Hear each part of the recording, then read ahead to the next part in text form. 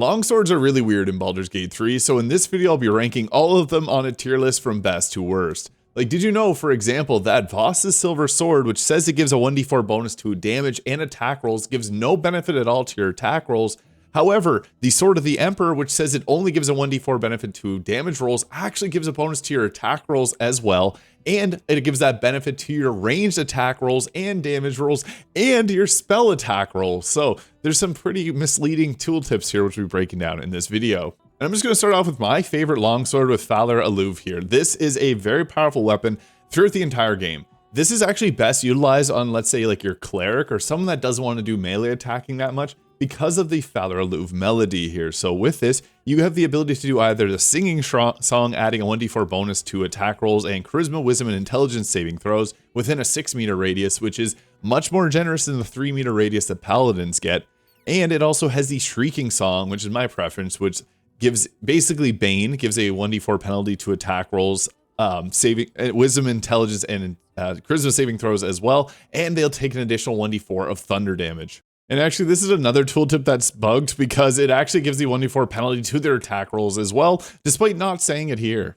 This really pairs well if you have a magic missile or scorching ray caster on your team, because that 1d4 of thunder damage is applied multiple times. However, this will not proc any of the gear like the Hat of the Storm Scion's Power or the Gloves of the Belligerent Skies, which give you bonuses to your spell save DC or the enemy reverberation whenever you attack with thunder damage, because this thunder damage from the shrieking song is counted as a separate entity from your damage roll. So it doesn't apply any of those bonuses. But all things considered, Phalar Aluve is honestly one of the best songs or weapons in the game. Yeah, grab this in Act 1 and you can actually have your light cleric use this for the entire game. It synergizes so well with so many different builds, and it's just one of the most easy weapons to throw on anybody. And I guess furthermore to this, it's a finesse weapon, so your rogue can even actually take advantage of this and sneak attack with Phalar Aluve. This is honestly my favorite longsword in the game, and for good reason. It's got the most powerful ability there. So I'm going to throw this one in the S tier, just because if you throw this on your cleric, you don't have to think twice about anything. You got a light cleric with the singing or shrieking song to buff your team up, and then just go ahead with your debuffs on all the rest of your gear, because you don't really use a sword for that. Now, I guess a little fun piece of trivia here. So there's actually a longsword called the King's Knife in the game. You see it here, it's actually counted as a short sword, because if you spawn it in as a UUID code through the console commands, it'll actually spawn in. It looks slightly different from the Knife of the Undermountain King you can see from the little icon there, but its effects are going to be ideally the same. The thing is, you can actually get this weapon in Act 1, and if you get it in the game, it's going to have the properties of a longsword, so that's why I wanted to include it here, just as a bit of a fun fact. Next up is the Adamantine Longsword here. So there's an opportunity cost with this one. So I'm going to be a little bit more harsh on it than it normally should be on a weapon, because you're giving up the best Act 1 armors with the Adamantine Scale Mail. So this isn't really the best. I'd rather get the shield in an armor set, because the shield with the reeling ability is so much better than this. This does ignore resistances to slashing damage, which is, I guess, cool, but not really a game changer here. And this will always give critical hits if you hit an object, which is nice for breaking things down. It's an okay weapon. I think it looks cool too. That's one of my favorite things about it. It's basically like Phalar Aluve, but with this cool blue and lining on it there. So yeah, I think due to the opportunity cost of giving up the other items, I'm actually going to put this downwards in like the B to C tier. I probably should put it in C tier, because giving up the armor is really a bad idea, but I'll just throw it in the B tier just to be fair. And I may as well follow up with the other finesse longsword of the game, Larethian's Wrath. So this is named after Corellon Larethian, who's Eilish father, and Phalar Aluve is a weapon for the sword dancers of Eilish, so it kind of all comes together. But this is another finesse longsword, so you can actually dual wield these and sneak attack with them and all sorts of fun stuff for a perfect sword dancing build. However, it comes with one of the best abilities in the game with the Razor Gale. This is per short rest, but what's nice about this is it's got a huge area of effect. So normally there's not that many amazing attack benefits like that, whereas this one, it's really, really good. 4-meter radius, you can hit a lot of enemies with a weapon like this. I think it's a good one to have if you want a really solid, consistent, dexterity-based weapon. This is a very solid option. Not to mention you can buy this at the Creche, so it's actually a really easy to get item in Act 1. Kind of similar to Phalar Aluve pulling out of the ground in Act 1. There's a lot of really good Act 1 longswords, so this one I'm actually going to throw into the A tier, just because I think that weapon skill is such a good weapon skill, and the fact that it's a finesse weapon is also great for a variety of different playthrough styles. Next up, we have a weapon that doesn't really look like a longsword with the bone saw. Now this weapon is also bugged. It's supposed to have special weapons or a special weapon action that can slow the target, but we don't get it. Only the nurses get it. The nurses also get an additional 1d6 of necrotic damage while wielding this, but for us, this is just a regular longsword +1. Despite looking quite short and also not using longsword animations properly. So yeah, it does function a little bit differently than it should, but hey, it's cool to see some different variations. It would be nice if it had like a bleed on attack. We don't have really any bleed weapons, which would be kind of overpowered for certain builds, but I think in a game that has Shadow Blade, it could have been done. I think that this one I'm just going to throw in the C tier though. It's just a 1+1 longsword in all honesty, so. Now onto another weapon with a funny way of working, Cruel Sting. So this is a weapon that you get from Karnas in Act 2, and it has a special property when you first loot it until long rest, but you can keep this benefit for the entire game. It'll deal an additional 1d6 of psychic damage. Now, every long rest that you do, if you have it in your inventory, it loses that 1d6. But you can put it in a chest, or you can drop it on the ground and then pick it up in the morning, and it'll retain that 1d6 of extra damage. But a drow elf wielding this weapon gets an additional 1d4 of poison damage against restrained targets. I'm playing a drow. There's not many drow specific items, so I like that for the flavor aspect alone. The Ensnaring Strands is a special weapon skill, and I think this is a really cool action skill. This will possibly enweb your target, so that can be pretty effective in combat, and you can use that per short rest there. I think it's a nice, it's kind of cool. You can get the enweb going on there, and yeah, it's just a special, it's a weapon that's cool for a few different reasons here.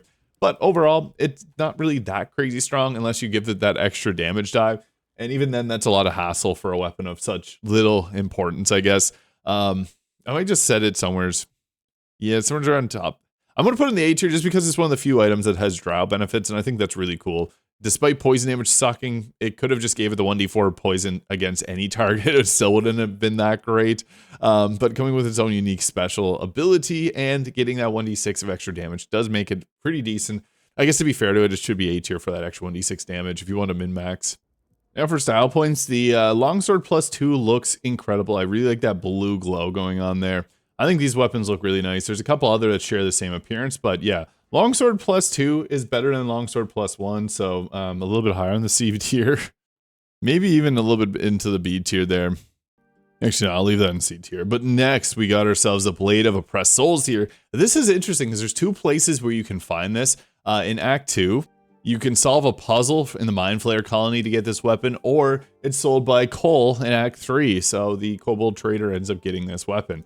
It does an additional 1d4 of psychic damage. That's great in itself. Any extra damage rider is always nice. It has this cool little pink handle here, and it gives you this special ability, Crowning Strike. I think this is really good. So, unleash the Wails of the Dead and fell into your blade, and possibly instill Crown of Madness on the enemy. So, I think that's great. A weapon action. Oh, that was enough to trigger combat.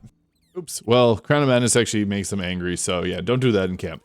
But it's cool to have that weapon ability there. So, additional psychic damage on top of the normal weapon damage. Pretty solid overall, and getting that special weapon action is nice too. I really like these weapon attacks that you can just do a melee attack and then follow up with more attacks afterwards.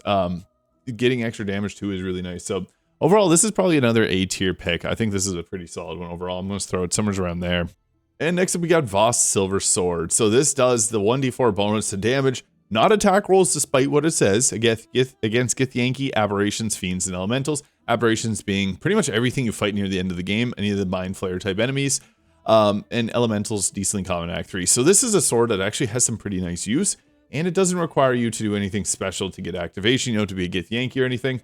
It also gives you Wrathful Smite as a level 1 ability there. Wrathful Smite's not really that great, because and if you don't have a concentration, it's good. So this is, I guess, good for a Battlemaster fighter, but I'd actually probably prefer to keep my bonus action for like Second Wind or Rally or something like that. But it's okay. It's okay. The 1d4 of psychic damage is similar to the Oppressed Sword. This does have a +2 weapon enhancement versus the +1 of the previous weapon. So that is a little bit better, but the 1d4 bonus to attack rolls or damage rolls being nice doesn't apply to the attack rolls. It's a pretty good sword. This one's tough because they're all like, the longswords are all consistently good. I think they cooked. This is actually kind of funny. I was thinking about this before the video. I think longswords is the best group of weapons without a legendary weapon because all of these are pretty solid in most situations. 1d8 or 1d10 if you don't use a shield. Amazing. And next we got Duke Ravengard's Longsword. So whenever you kill an enemy within 9 meters, gain temporary health points equal to your charisma modifier. A little extra health is nice. but it's the +2 to charisma that's just so good about this weapon. And yeah, you can equip this and get yourself a little stat boost out of it. Pretty nice. And I guess something funny about the stirring execution there is actually that bonus to health, temporary health, is so if you have +7 charisma modifier, it does imply that's at +7 to everybody. It's their charisma modifier, so some will only get a +1 to their temporary health. And if they had temporary health from another source, it overrides that. So this may actually not help out a whole lot. It does give you the commander's strike there using your action. Your bonus action is direct an ally to attack a foe, using a reaction on their next turn to make a weapon attack. That's okay, I guess. Using up your action and bonus action is not that great, especially when it makes your other teammate eat up their reaction as well to do an attack. So yeah, the +2 to charisma is nice. You can get your charisma up pretty high with this. This is also a pain in the butt to get, but a stat stick, it's always good. So this is another one I might have to just throw in the A tier. I like to balance these around the B tier, but right now it's pretty A heavy. We only have one S tier though. Yeah, they're all consistently pretty good. This was a tough list. I guess the sword I mentioned at the start of the video, this one is pretty crazy as well. The weapon deals an additional 1d4 damage against shapeshifters or polymorph creatures, which is not everybody, but it's the bonus damage is also a bonus attack roll, and it also applies to your ranged weapon, so your bow attacks and your spell attacks. Everything about this is nuts. +2 bonus to saving throws against spells is also quite nice. It's pretty clear the Emperor likes this a lot more than Voss does. Voss's sword is a lie. It doesn't give us the bonus to attack rolls like it says it does, whereas the homie, the Emperor, gives us a blade that gives so many extra benefits. It's probably going to be another A tier sword, I'm going to be honest. It's a good one. The benefits can apply to your team. There's not a lot of shapeshifters in the game, but if you know you're going into that type of fight, this is a decent one to grab. Next up, we have a sword I'm pretty sure a lot of people aren't even aware of, the Blackguard sword. This is one of the most forgotten weapons, but it's actually an extremely good weapon. So it does its normal longsword damage, then a +1d4 bonus of necrotic damage. But the Dazing Smite is one of the craziest abilities in the game. So on hit when infused with one of your smites, the target must succeed a Constitution saving throw or become dazed. Dazed gives the enemy disadvantage on wisdom saves, so things like command and hold person are extremely likely to land. This weapon is probably the best, one of the best in slots for Paladin for a variety of reasons, and I'll kind of go into that in a moment. It also has a really cool appearance here. The extra damage is not a whole lot, but it's just enough to give yourself a bit of an edge. Reminder that like the Duelist Prerogative makes you use your reaction to do 4 damage. This just gets it on every single attack, so pretty decent, all things considered.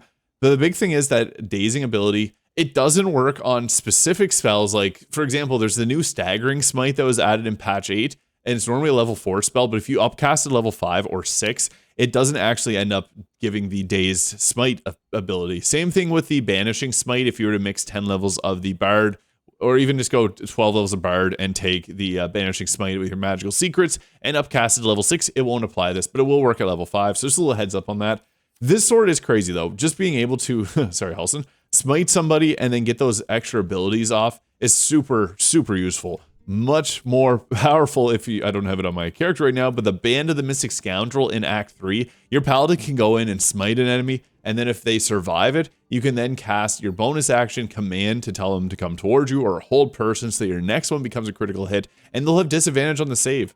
This is a really powerful weapon, and I think if you didn't get it so late, it would be like one that stays on your paladin for the entire game. But yeah, I'm just going to rank this based on the overall strength, and dazing an enemy, the daze condition is just so good. So I'm going to throw it in the S tier just because I think this is a weapon that is very, very powerful, underutilized, and I mean, it's a late game item, so I'm not going to say underrated, but it does feel a bit underrated. And next we got the Githyanki weapon here, and this just gives you an extra 1d4 psychic damage. Now, you can actually get this on anybody, especially if you bought the deluxe edition supported Larethian. You do get the helmet that has disguise self on itself. I have it in my camp chest right now, but what you want to do is shapeshift yourself into a Githyanki, and then you're going to equip the Githyanki weapon. And once it's equipped, you can then safely remove your disguise, and you're going to keep the benefit applied to this weapon, and it'll persist through long rests. Just don't unequip it, otherwise you have to put the condition back on. But yeah, that's how you keep all those benefits. The Githyanki weapons are also some of the coolest looking weapons in the game. And on top of that, 1d4 of psychic damage is quite nice. But this isn't strong enough to put it up any higher, so I'm just going to put this into the B tier.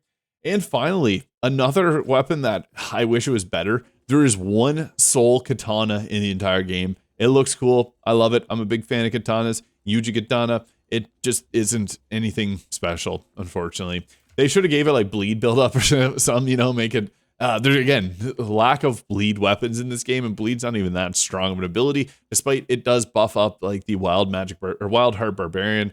I think it should have bleed on it, but yeah, that's just me. There is mods that give you a bunch of different katanas. Super cool weapon in theory, and it's really at best a longsword +1. It all it has is the +1 enhancement, nothing else special about it. So yeah, I'm gonna throw this one into the C tier there. So there you have it, folks. The best longswords in Baldur's Gate 3. Let me know your favorite, however. Phalar Aluve just has so many good benefits, and for being an Act 1 weapon, phenomenal. And then on the flip side, we also have the Blackguard sword, which is late game, but got one of the coolest abilities in the entire game, Daze being a very underutilized ability that's just super strong on a ton of different build setups. And then we also have the Corlin's Wrath with the Razor Gale, and then all these other swords here mentioned. Let me know your favorites in the comments. Hit the subscribe button below if you enjoyed. Hope you have a great day, and we'll catch you all in the next one.